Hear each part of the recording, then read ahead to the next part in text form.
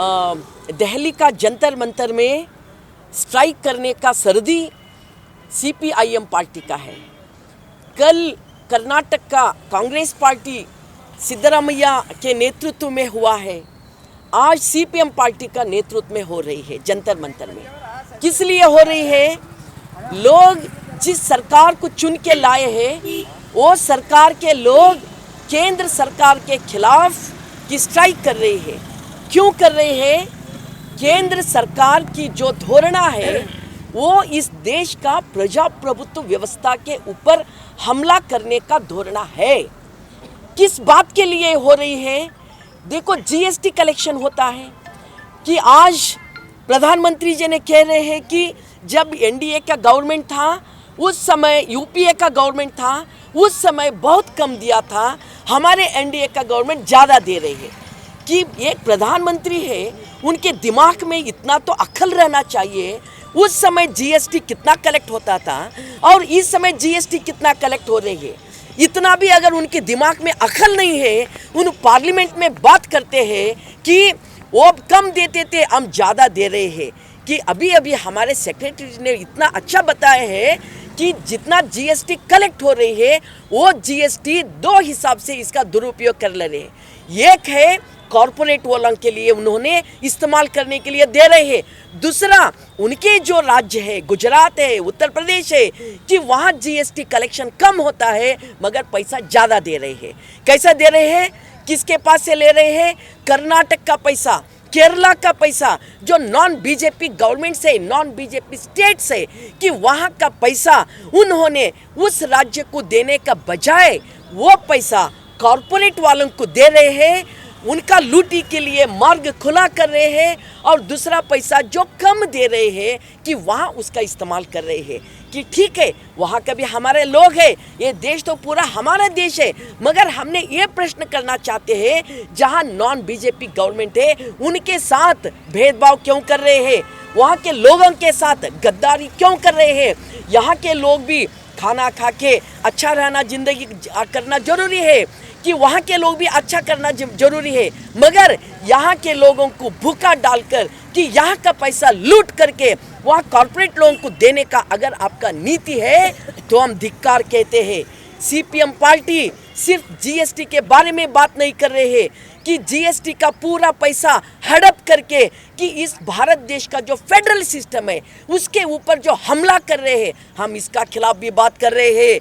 आपका जो भेदभाव की बात है, आपका जो ये डेमोक्रेटिक सिस्टम का नाश करने की बात है, फेडरल सिस्टम का नाश करने की बात है, इसके जगह में आप क्या दे रहे हैं? इसके जगह में आप मनुस्मृति ला रहे हैं, इसके जगह में आप सर्वाधिकार ला रहे हैं, इसके जगह में आप कि प्रजाप्रभुत्व नाश का आपका सिद्धांत थोप रहे हैं। हम इसका कड़ी विरोध कर रहे हैं। देखो, ये देश तो हिंदू, मुस्लिम, सिख, ईसाई, पारसी, बौद्ध, जैन, लिंगायत, आस्तिक, नास्तिक सभी वालों का देश है, मुट्ठी भर थोड़े लोगों का देश नहीं है। ये देश सबके लिए है। इसीलिए सीपीआईएम पार्टी आज दिल्ली में जंतर मंतर में आंकड़े के साथ आप जो गद्दारी कर रहे हैं उस आंकड़े के साथ वहाँ स्ट्राइक कर रहे हैं। कल भी हो गया, कल का जो स्ट्राइक हुआ है कांग्रेस पार्टी का, हमने बेंबल करे हैं। जो भी फेडरल सिस्टम रक्षा करना चाहते हैं हम बेंबल करते, मगर आज जो हमारे स्ट्राइक जंतर मंतर में हो रहे हैं, हम चेतावनी दे रहे हैं कि नरेंद्र मोदी जी, अमित शाह और एनडीए गवर्नमेंट को इनका जो सत्ता है, पूरा देश लूटने का सत्ता है। हम चेतावनी दे रहे हैं कि इस देश के साथ, लोगों के साथ अगर आप गद्दारी करते कि लोग रास्ते के ऊपर आकर आपको सत्ता से गिराते। याद रखो, बड़े बड़े लोग गिर गए हैं, आप क्या चीज़ है।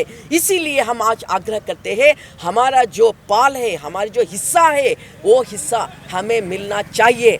हमारे टैक्स का हिस्सा हमें मिलना चाहिए। हमारे जितना भी डेमोक्रेटिक सिस्टम के अंदर का हिस्सा हमें मिलना चाहिए। इसके लिए आज हम स्ट्राइक कर रहे हैं और इस देश का सत्ता को हम चेतावनी भी दे रहे हैं। ಸರ್ಕಾರ ದೇಶದ ಮೇಲೆ ಒಂದು ದೊಡ್ಡ ಮನೋವಾದಿ ಮತ್ತು ಕಾರ್ಪೊರೇಟ್ ಸಂಸ್ಥೆಗಳ ಪರವಾದಂಥ ಸರ್ವಾಧಿಕಾರವನ್ನು ಹೇರುವಂಥ ಕೆಲಸ ಮಾಡ್ತಾ ಇದೆ।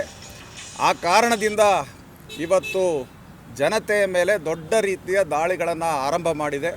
ಅದರ ಭಾಗವಾಗಿ ನಮ್ಮ ಸಂವಿಧಾನದ ಒಂದು ಜಾತ್ಯತೀತ ಸ್ವರೂಪಕ್ಕೆ, ಒಕ್ಕೂಟವಾದಿ ಸ್ವರೂಪಕ್ಕೆ ಗಂಭೀರವಾದಂಥ ಇವತ್ತು ದಾಳಿಯನ್ನು ಮಾಡ್ತಾ ಇರ್ತಕ್ಕಂಥದ್ದನ್ನು ನಾವು ಖಂಡನೆ ಮಾಡ್ತಾ ಇದ್ದೀವಿ.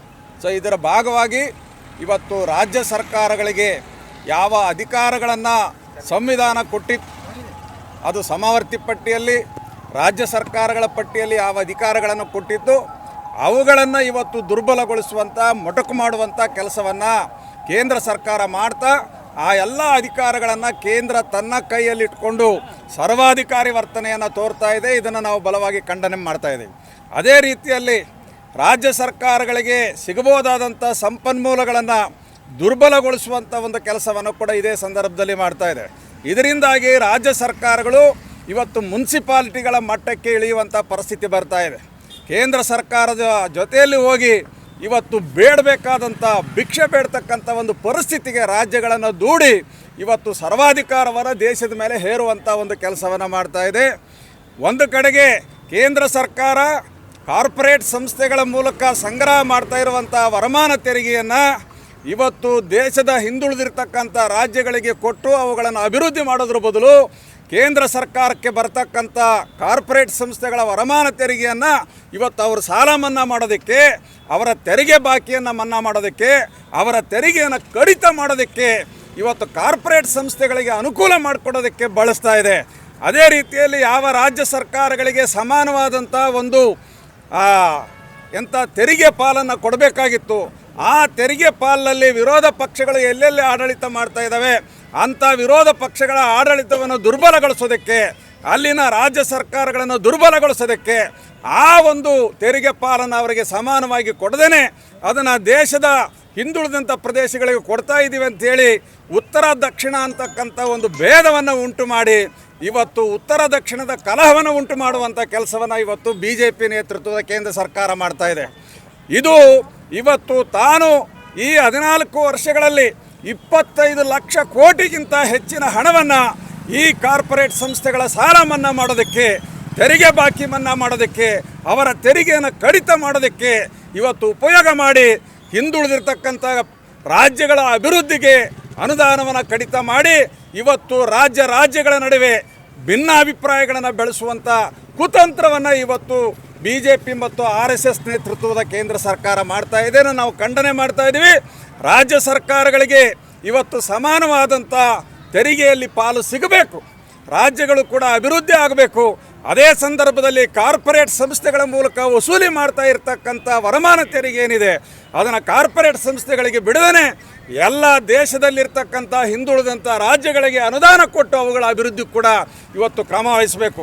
ರಾಜ್ಯ ಸರ್ಕಾರಗಳಿಗೆ ಏನು ಸೆಸ್, ಎಲ್ಲ ತೆರಿಗೆಗಳಲ್ಲಿ ಸೆಸ್ ಅಂತ ಏನಾಗ್ತಾ ಇದ್ದೀರಿ, ಅದೇ ರೀತಿಯಲ್ಲಿ ಉಪ ತೆರಿಗೆ ಅಂತ ಏನಾಗ್ತಾ ಇದ್ದೀರಿ, ಆ ಎರಡೂ ತೆರಿಗೆಗಳು ಕೇಂದ್ರ ಸರ್ಕಾರಕ್ಕೆ ಬರ್ತದೆ. ಆ ಹಣವನ್ನು ಹಿಂದುಳಿದಂಥ ರಾಜ್ಯಗಳಿಗೆ ಕೊಟ್ಟು ಅಭಿವೃದ್ಧಿ ಮಾಡೋದಕ್ಕೆ ನೀವು ಬಳಸಬೇಕು. ಅದನ್ನು ಮಾಡ್ದೇ ಇವತ್ತು ಆ ಹಣವನ್ನು ಕಾರ್ಪೊರೇಟ್ ಕಂಪನಿಗಳ ಲೂಟಿಗೆ ಬಿಟ್ಟುಕೊಟ್ಟು ಇವತ್ತು ರಾಜ್ಯಗಳ ಮೇಲೆ ಭೇದವನ್ನು ಉಂಟು ಮಾಡುವಂಥ ಕೆಲಸವನ್ನು ನಾವು ಕಂಡೆಮ್ ಮಾಡ್ತಾ ಇದ್ದೀವಿ. ಅದರಲ್ಲೂ ಕೂಡ ವಿರೋಧ ಪಕ್ಷಗಳ ಆಡಳಿತ ಮಾಡ್ತಕ್ಕಂಥ ರಾಜ್ಯ ಸರ್ಕಾರಗಳ ಮೇಲೆ ಕೇವಲ ಅಧಿಕಾರ ದುರುಪಯೋಗ ಮಾಡಿ CBI ದಾಳಿ ಮಾಡ್ತಕ್ಕಂಥದ್ದು, ರಾಜ್ಯಪಾಲರ ಆ ಒಂದು ಅಧಿಕಾರವನ್ನು ಹಸ್ತಕ್ಷೇಪ ಮಾಡಿ ಅವುಗಳನ್ನು ದುರ್ಬಲಗೊಳಿಸುವಂಥ ಕೆಲಸವನ್ನು ಮಾಡ್ತಾ ಇದೆ. ಅಂದರೆ ಅಧಿಕಾರ ದುರುಪಯೋಗ ಮಾಡಿ ವಿರೋಧ ಪಕ್ಷಗಳ ಆಡಳಿತದಲ್ಲಿರ್ತಕ್ಕಂಥ ಸರ್ಕಾರಗಳನ್ನು ಬೆದರಿಸುವಂಥ ಕೆಲಸ ಕೂಡ ಮಾಡ್ತಾ ಇದೆ. ಇದನ್ನು ನಾವು ಕಂಡೆಮ್ ಮಾಡ್ತೀವಿ. ಇದು ನಮ್ಮ ಸಂವಿಧಾನ ಇವತ್ತು ನಮ್ಮ ದೇಶದಲ್ಲಿ ಏನು ಒಕ್ಕೂಟವಾದಿ ಸ್ವರೂಪ ಅದು ಬೆಳಿಬೇಕು ಅಂತೇಳಿ ಆಶೆ ಇಟ್ಕೊಂಡು ಆ ಒಂದು ವ್ಯವಸ್ಥೆಯನ್ನು ಮಾಡಿದೆ. ಒಂದು ಜಾತ್ಯತೀತ ವ್ಯವಸ್ಥೆ ಬಲಗೊಳ್ಳಬೇಕು ಅಂತೇಳಿ ಆಸೆ ಇಟ್ಕೊಂಡು ಅದನ್ನು ಸಂವಿಧಾನದಲ್ಲಿ ಅಳವಡಿಸಿಕೊಳ್ಳಲಾಗಿದೆ. ಆ ಎರಡರ ವಿರುದ್ಧ ಕೂಡ ಇವತ್ತು ಕೇಂದ್ರ ಸರ್ಕಾರ ಕೇವಲ ಮನುವಾದಕ್ಕೋಸ್ಕರ ಕೇವಲ ಕಾರ್ಪೊರೇಟ್ ಸಂಸ್ಥೆಗಳ ಸರ್ವಾಧಿಕಾರಕ್ಕೋಸ್ಕರ ಈ ರೀತಿಯ ಒಂದು ಕೆಲಸವನ್ನು ಮಾಡ್ತಾ ಇದೆ. ಅದನ್ನು ನಿಲ್ಲಿಸಬೇಕು ಅಂತೇಳಿ ನಾವು ಒತ್ತಾಯ